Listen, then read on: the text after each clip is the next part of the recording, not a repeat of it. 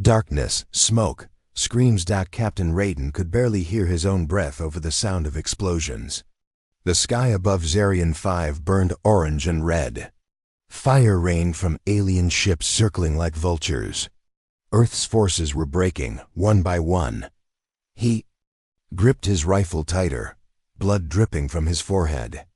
Around him, the last surviving members of Bravo Squad were running for cover, hiding behind broken rocks and dead machines.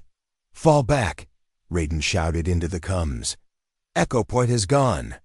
We regroup at Site V." His voice was calm, strong. But inside, he knew the truth. They were not going to make it. Just 12 hours earlier, Earth Command had sent them on a high-priority mission to destroy an alien energy core buried beneath the enemy base. If successful, the explosion would collapse half of the alien tunnels and give Earth a chance to win the war.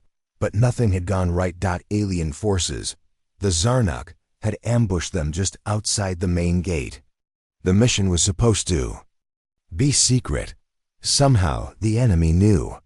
And now, Raiden and his team were trapped. Private Lin was the youngest, only 19. She crawled over to Raiden, breathing hard. "We're pinned, Captain. They've got us surrounded from the North Ridge." "We can't move." Raiden looked around. Dead soldiers. Burning vehicles. Smoke so thick he could barely see more. Then a few meters ahead, "Where's Tech Sergeant Joel?" he asked. Lin's face fell. "Gone." Sniper took him 2 clicks back. Raiden cursed under his breath. That was their last engineer. Without Joel, they couldn't plant the bomb. The entire mission was a failure. "No," he said quietly. "We still finish this. We don't run." He tapped his wrist display. The screen flickered. Low battery, static, but the bomb status showed live, unarmed. He had one last choice. "Private Lin, you see that cliff over there?" He pointed northeast. "That's where the enemy snipers can't reach. You'll head there. What about you?" She asked. "I'm going to plant the core, alone." Lin's eyes widened. "Sir, you won't make it back. That's an order, Private." She hesitated, then nodded. "Yes, sir." Raiden watched her run, heart pounding. One by one, he saw each squad member fall. And still he moved forward, crawling under laser fire, dodging plasma blasts. He reached the underground chamber. The alien core pulsed like a living heart. Blue energy danced around the metal rings. Raiden placed the bomb beneath it, hands shaking, breathing fast. 1 minute timer. "Command," he said into his recorder. "Captain Raiden. Bravo Squad. Mission failed. No survivors. I'm arming the core manually. If this gets through, tell my brother. I tried. Tell Earth." Boom, a blast from above. The roof cracked. Rocks fell. Raiden hit the trigger. White light. Silence. 6 months later. Earth Command honored Captain Raiden as a war hero. His family received medals. Speeches were made. People cried.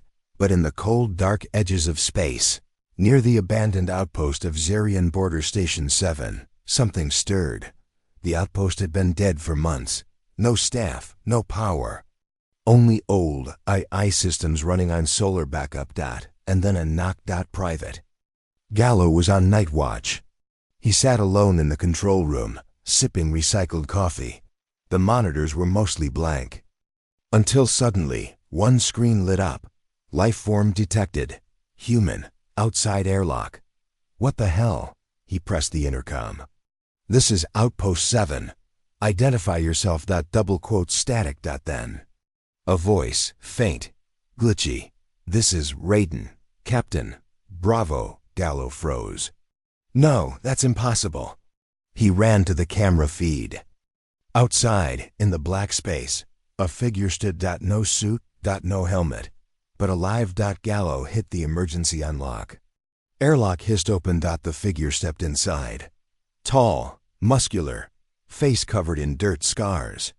But unmistakable. Captain Rayden. He carried something. Large sack, heavy, wet. He dropped it with a loud thud. The sack opened slightly. Inside was an alien head Zarnuk, the same species who led the ambush, but not just any Zarnuk, the tattoos, the armor, the glowing red eye. This was Overlord Krexos, leader of the alien armada. Dead. Rayden looked at Gallo, eyes cold, voice low. Get me command. Within 2 hours, Raiden was transferred to Earth HQ. The news shocked the world. Captain Raiden returns with enemy leader's head. Is the war over? Miracle on Zarian 5? The world celebrated. People cried again. This time with joy. But some asked questions, too many questions. Dr. Elira Madsen was the lead scientist at Earth's Bio Command. She didn't trust miracles. And Raiden, somehow alive after 6 months on a dead world, needed answers. She watched him through the glass as he sat calmly in the debrief room. His eyes didn't blink much. His skin was pale, but strong. His vitals? Unnatural. No.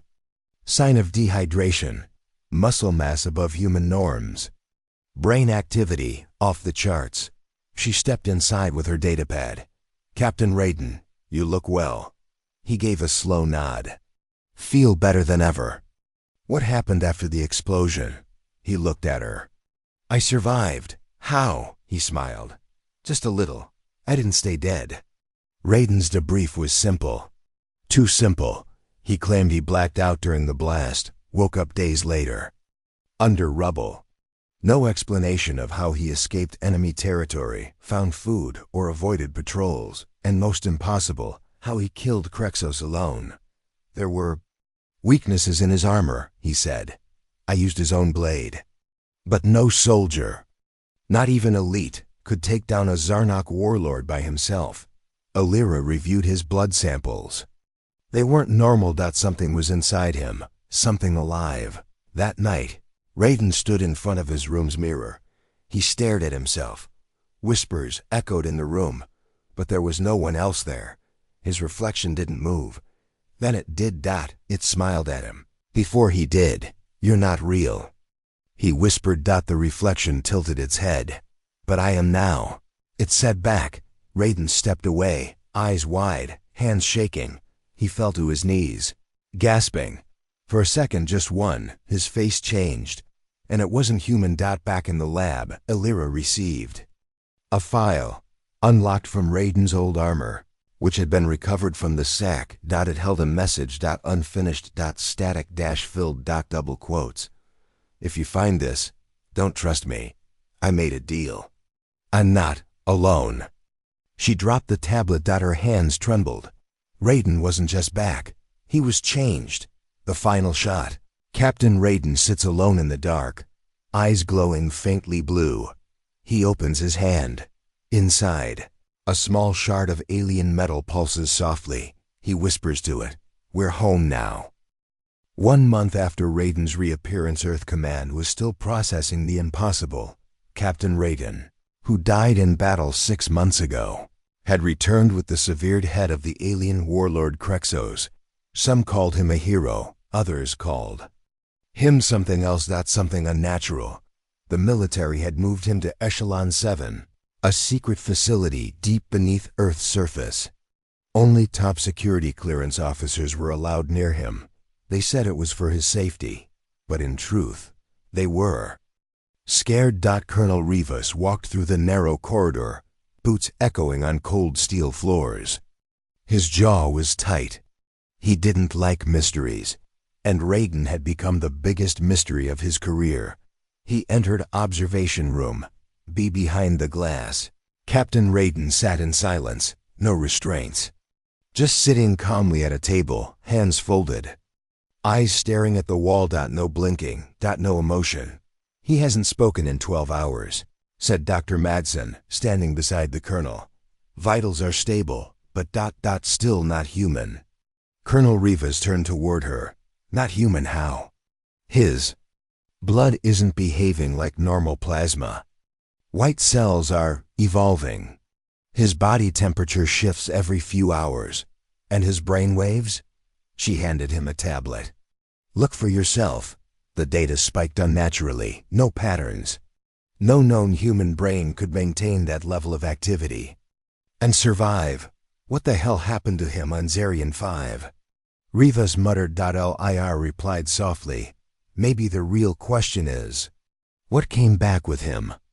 12 hours earlier, Border Outpost Gamma Private Remi was bored. He had the night shift at Outpost Gamma, a small satellite facility on the edge of Earth's defense grid. It rarely saw action, mostly scanning space debris, maintaining old satellites, and writing incident reports about nothing happening again today. Then the alarm went off. Unidentified lifeform approaching from space. Remi blinked at the screen. No way. That can't be right. The computer beeped again. A camera feed turned on. Outside, floating just above the airlock door, was a human figure. No ship. No gear. No oxygen. Just ... Standing there. Knocking. Remi almost choked on his drink. He zoomed the camera. Captain Rayden. Eyes open. No helmet, no air supply, but breathing and holding another alien head. Within minutes, the outpost scrambled. They let him in and immediately sealed the doors behind him. This time, the military didn't waste time. They took him to Echelon 7 and shut off public communications. No news, no celebrations. Only silence. Now. Back in the facility, Rayden finally spoke. It was 2:37 a.m. The guard watching the cameras nearly fell from his chair when Rayden turned and looked directly at the camera. Even though there was no way he could see it, he leaned forward and whispered, "They're coming." An emergency meeting was called. High-command generals, scientists, and intelligence officers all gathered. Everyone had questions. No one had answers. Colonel Rivas stood in front of the room. Captain Rayden claims an invasion is coming. Says the Zarnuk are planning something worse than war. One voice asked, "Worse than war? What does that mean?" Rivas sighed. He said, "They're not invading to conquer. They're coming to harvest." A cold silence filled the room. Harvest. What? Someone asked. Rivas's answer made the room colder. Us. Meanwhile, Rayden sat in his chamber. The lights flickered. The walls felt ... closer. He closed his eyes, and he saw it again. The black chamber beneath Xarion-5. After the explosion. After he'd been buried alive, he wasn't alone. Something found him. Something ancient. Not Zarnuk, older. A voice had spoken in his mind, cold and infinite. Your body is broken, but your will is useful. You may live, but you will not be the same. Rayden had agreed. He wanted to survive. He had no idea what the cost would be. Private Lynn had also been brought in. She was the only other survivor from Bravo Squad, the one Rayden had ordered to retreat during the mission. She had made it back to Earth, injured but alive. Now, she was the only person Rayden asked to see. She entered the room slowly, nervous. She had heard rumors that he wasn't human anymore, that he had powers, that he could kill with a thought. But when she saw him, she stopped. He looked the same. Mostly. His face was older, sharper, like he had lived 100 years in 6 months. "Captain?" she said softly. Rayden looked up. "Private Lynn, you're alive." He nodded. "I told you to run. You did well." She stepped closer. "They say you killed Krexos, that you ended the war." Rayden didn't answer. She lowered her voice. "Did you?" He finally spoke. "I didn't just kill him. I became what they fear." Lynn took a step back. "What do you mean?" Rayden leaned forward. "Do you remember the energy core we were sent to destroy?" She nodded.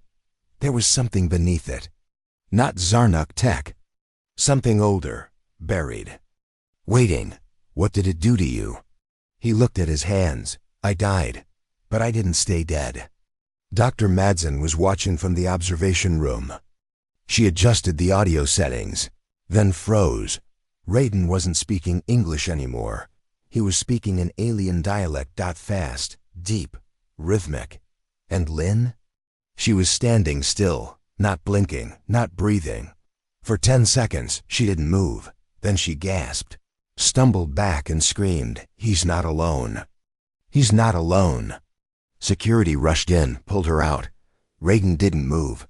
He just smiled. In her medical room, Lynn was shaking.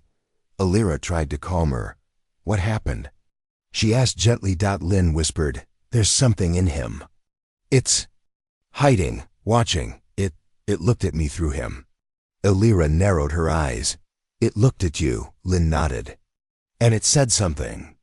"In my mind, what did it say?" Lynn's voice dropped to a whisper. "You're next." Later that night, Raiden requested a private room.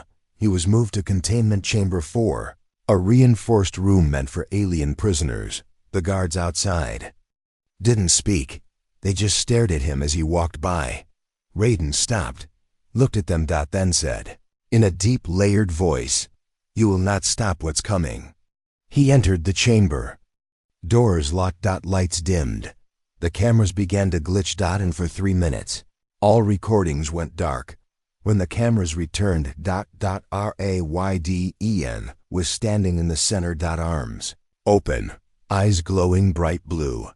A strange symbol burned into the wall behind him, written in an alien language. And under it, scratched in human letters, "We are home." Location: deep space, Zarnuk wreckage field. Time: unknown. The battlefield of Zarian 5 was quiet now. Broken ships floated in space, like frozen bones. But deep beneath the surface of the planet, a strange pulse echoed, like a heartbeat. Then, something moved. A small black sphere rose from the ground, spinning slowly. It shimmered, then vanished. A signal had been sent. Across galaxies, they heard it. The hollow gods were listening, and Earth was now in their path. Location: Earth, Echelon 7. Containment Vault 0. Captain Raiden sat alone in the vault. No lights. No sound. No windows. No way out. But he wasn't afraid. Because he wasn't really alone. In his mind, he could feel them. "They are watching us," he whispered. The air grew cold. The walls trembled slightly, though no alarms went off. Something was wrong. At the surface command room, Colonel Rivas stood over a digital map of Earth's orbit. Dozens of red blips had appeared in the last hour. Unknown ships. Moving slowly. Silent. No response to hails. "Are they Zarnok?" one officer asked. "No," Rivas said, narrowing his eyes. "There's something worse." Suddenly, all the red dots vanished. Not destroyed. Hidden. As if they were never there. Meanwhile, Dr. Alira Madsen reviewed new scans from Raiden's brain. The results were terrifying. There were voices embedded in the data. When she slowed down the waveform, she could hear them. Thousands of whispers, repeating one word: awaken. She backed away from the screen. This wasn't science anymore. It was something else. Location: Containment Vault 0. The power flickered. Raiden stood now, staring at the camera. He hadn't moved for hours. Suddenly he spoke. "They are here." Alarm began blaring. Lights went red. Systems crashed. Cameras went black. And for 6 minutes, all contact with Raiden was lost. When they returned, he was gone. The vault had been opened. From the inside, panic broke out. Soldiers ran through the halls. Command staff were evacuated. And from the top of the facility, an alert was sent to every world government. "We have a breach. Alpha level. Entity is loose." But Raiden didn't attack. He walked calmly through the corridors. Doors opened for him. Machines stopped working around him. Security drones powered down. He didn't need violence. He was becoming something else. Lira found him first. She had stayed behind while others ran. She stood in the corridor, holding a plasma rifle. "Stop!" she shouted. Raiden stopped. He looked tired. Angry. "Not evil. Just different. You don't have to do this," she said. He looked at her. I'm not the enemy, Doctor. She raised her weapon. Then tell me what you are. Raiden stepped closer, slowly. I am the voice they chose. Illyra asked, to do what? He answered, to prepare Earth, or to end it. She hesitated. Her hands shook. Raiden raised his. Let me show you, he said, and before she could move. Her mind was filled with light, flashes of other worlds, burned cities, skies full of dark ships, planets screaming, and above them all, a black throne, with nothing sitting on it, no king, no god. Just hunger. Then, her vision cleared. She dropped the rifle, gasping for breath.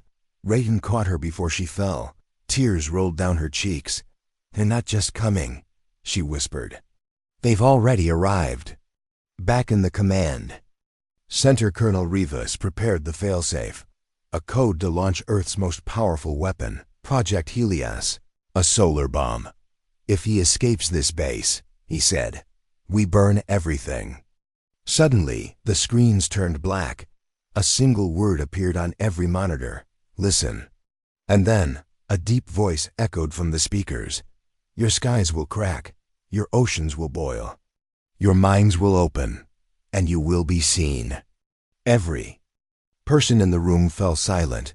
Some dropped to their knees. Others screamed. Then, the screens shattered. Raydn walked to the surface. The sky was darker than usual. Not from clouds, from shadows. Millions of small, black shapes floated above the earth. Silent, watching, ships, creatures. No one knew. Raiden looked up. They are waiting, he said softly. Illyra stood beside him now. What for? He turned to her. They want to see if we're worth keeping. She looked at the sky, heart racing. What happens if we're not? Raiden didn't answer. He just looked at the stars and whispered, then Earth will become memory. Time, 0600 hours. Location, Echelon 7, Deep Cell Interrogation Room. 3 armed guards stood outside the room, tense and silent. Inside, the lights flickered overhead. Cold air filled the space. In the center sat Captain Raiden, hands on the table, body still. Across from him sat Colonel Rivas, flanked by 2 intelligence officers. Captain, the colonel began, you asked to speak. Raiden nodded slowly. It's time you understood what's coming. Rivas leaned forward. We're listening. Raiden's voice was calm, too calm. I died. On Zarian 5, the blast tore me apart. But something found me in the rubble. Something not of this galaxy. Colonel Rivas frowned. Not Zarnok? Raiden shook his head. No, the Zarnok were only messengers, soldiers, slaves. Slaves to who? Raiden looked up. His eyes glowed faintly. The Hollow Gods. Dr. Illyra Madsen stood behind the glass, watching closely. She scribbled down notes, Raiden's. Vital signs were steady, but his brain activity, off the charts. It looked like 2 minds working at once, one human. One, not. Inside the room, Raiden continued. The Hollow Gods live in a place between galaxies. Cold, empty space. They feed on life, memory, and fear. They sent out weapons, ancient seeds, to search for worlds. They found Zarian 5 long ago, buried their code beneath the surface. When I died, that code entered me. Colonel Rivas clenched his jaw. You're saying you're infected? Raiden looked him in the eye. I'm saying I've merged with it. One of the intelligence officers stood up. This is madness. You expect us to believe you're a god now? Raiden tilted his head. The air grew colder. The lights dimmed again. He whispered, I don't expect belief. I only offer warning. Suddenly, a sharp noise echoed. The officer who mocked Raiden collapsed, choking. His nose bled. His eyes turned black. Guards rushed in. Raiden never moved. Illyra shouted into the mic, get him out of there. They pulled the officer's limp body out. No injuries, no poison, but no brain activity. Dead. Illyra ran tests immediately. The dead officer's brain had been wiped clean. No memories. No dreams. Just silence. Raiden had killed him, without touching him. Rivas stormed into the observation room. What the hell is he? Elira looked pale. He's a weapon, a living signal. Rivas pointed at her. Then we shut the signal down. Later. That day, the military decided to place Raiden in full stasis, freezing his body until they could decide what to do. He was escorted by 6 guards in heavy armor, but just as they entered the cryo chamber hallway, all systems went offline. Lights out. Doors jammed. One by one. The guard's helmet cam showed static. Then screams. When backup forces arrived, 10 minutes later, they found Raiden standing alone. Unarmed. Unharmed. Surrounded by unconscious soldiers. On the wall, scratched into metal, were 3 words. Stay awake, Earth. Emergency protocol was activated. Raiden was now classified Alpha-level threat, the same level used for Rogue is and Doomsday bombs. They moved him into Containment Vault 0, deep underground, beyond reach, surrounded by lead walls and psychic dampeners. That night, Elira reviewed the brain scan one last time. She compared it to another file, an alien artifact found years ago. It matched. The same waves, the same pattern. Raiden wasn't just infected. He was becoming a beacon. Meanwhile, across space, in the far edges of the galaxy, an ancient satellite came online. A dead planet cracked open. A signal pulsed across the stars. And, deep in the shadows of space, they heard it. The hollow gods turned. And started moving. Back on Earth, Raiden opened his eyes inside the vault. He smiled. They're listening now. Time, 0700 hours. Location, Earth orbit observation satellite N12 commander. Vila stood frozen as the live feed came through. Above Earth, thousands, maybe millions of black objects floated silently. No engine sound. No heat signature. No movement. Just a watching. Are they ships? Her officer asked. Vila shook her head. I don't think they're machines. I think they're eyes. Location, Earth, surface level, Echelon 7 facilita. Raiden stood still, looking up at the sky. The hollow gods had arrived, but they hadn't attacked. Not yet. Instead, something else had begun. A voice filled Raiden's mind, not in sound, but in thought. Now we test your kind. One world. One chance. Prove your worth. Or fade from time. He turned to Elira beside him. It's starting. What is? He pointed upward. The trial. Location, Earth. Global communication disruption all over the world. Screens went black. Phones failed. Satellites shut down. In every city, the same thing appeared in the sky. Huge glowing symbols, floating above skyscrapers, deserts, oceans. Unknown. Letters, alien designs. And beneath them, humans froze. Literally. Some people stopped mid-step. Others dropped what they were holding. Eyes wide. Mouths open, like they had been paused. Only a few remained awake. Raiden. Colonel Rivas. Some soldiers. A few scientists. And scattered people around the globe. Somehow, the hollow gods were filtering minds, choosing who stayed conscious. Raiden explained it to Elira. They are scanning the planet, learning, watching memories, testing emotion, fear, strength. If they find us unworthy.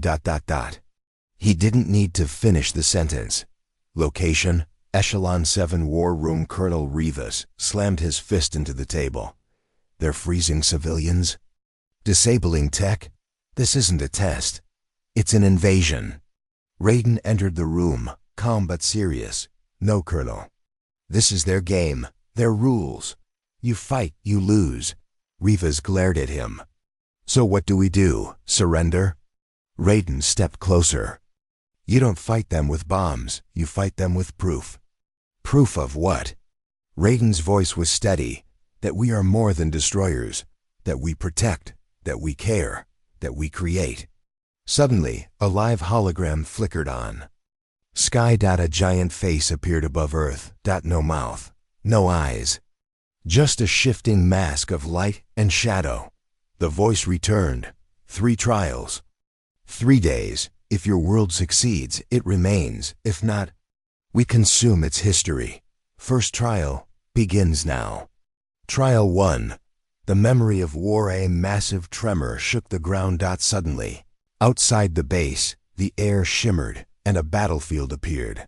Old tanks. Old enemies. Soldiers in uniforms from Earth's past wars. But they weren't real. They were copies, made from human history, ghost armies, and they attacked. Thousands of illusions rushed the base perimeter. Guns were useless. Bullets passed through. But every time one touched a soldier, they remembered pain. Old memories, regrets, loss. Some soldiers dropped their weapons. Others fell to the ground screaming. They're forcing us to relive our worst moments. Illyra cried. Raiden grabbed her hand. Don't fight it. Accept it. Understand it. She looked at him confused. If you resist, they'll drown you in it. But if you own your pain, they back down. He stepped into the battlefield.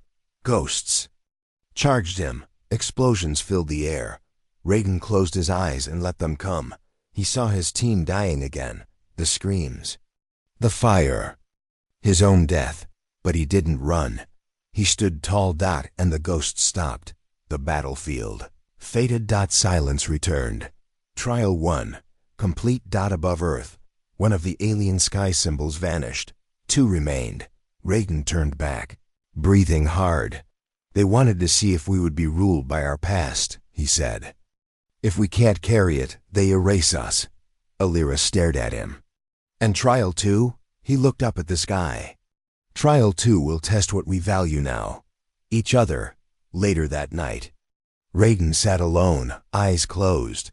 He could hear the hollow. Gods again. One survived death. One holds knowledge.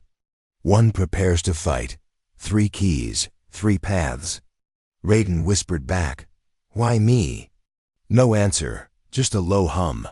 Like laughter. Meanwhile, far from Earth, on a distant moon, a massive machine came online. It unfolded like a flower made of black steel. That it was not part of the test. It was the end. In case Earth failed, and it was already counting down. Time. Final trial. 12 hours remaining. Location. Earth, Echelon 7 observation. Raiden stood at the window, staring at the sky. The last alien symbol burned above Earth, like a sun that wouldn't set. It pulsed slowly. Each beat was like a countdown. Illyra walked up beside him. It's almost time. He nodded. The 3rd trial will begin soon. And what do they test now? Raiden turned to her, eyes serious. Our future. What kind of world we would become. If they let us live, she whispered. Are we ready? He didn't answer, because deep inside, he wasn't sure. Across the globe, people began waking from the STASI. First in small towns, then big cities. All at once, humanity returned to motion. They had no memory of the trials. No idea. They had been frozen, but those still awake, the chosen, remembered everything, and some were beginning to change. Location. Classified zone. Northern Outpost 9. A man stood near a shattered satellite tower, staring at the sky. His eyes glowed red. His name was Kale. He had once been a hollow priest, someone who studied the hollow gods, but now something else lived inside him, something that hated both humans and gods. He whispered, "This world does not deserve trials. It deserves silence." He raised his hand. The clouds above turned black. Lightning cracked red. The rival force Raiden warned about had arrived. Back at Echelon 7, Raiden collapsed during a system check. Illyra caught him. His veins were glowing, dark blue now, not gold. She called for help. "He's fading." He grabbed her wrist. "They're inside me. And something else is coming. It's trying to take over. The hollow gods are not alone anymore." Colonel Rivas and the team gathered. "We have two problems," he said. "1. The final trial. 2. An unknown entity interfering with the test." Alira nodded. "If this continues, the hollow gods might see us as unstable and fail the trial." Rivas looked at her. "Then we stop the interference." Alira stared at Raiden. "No, we use it." Everyone turned. "What do you mean?" Rivas asked.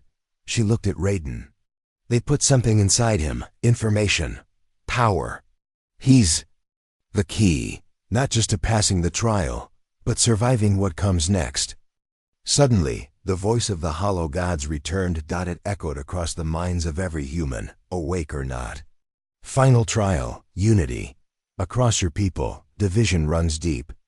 In war, in faith, in thought. To live, you must become one."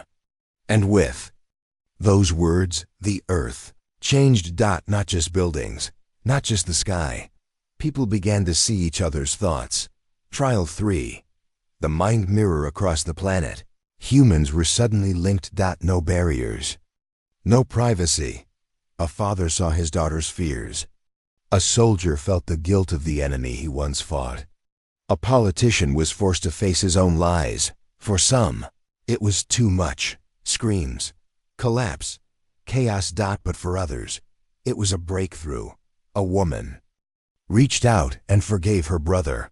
A scientist apologized to a child for the invention that hurt the world. People began to understand each other, not agree, not forget, but see. At the command center, Raiden stood weak but awake.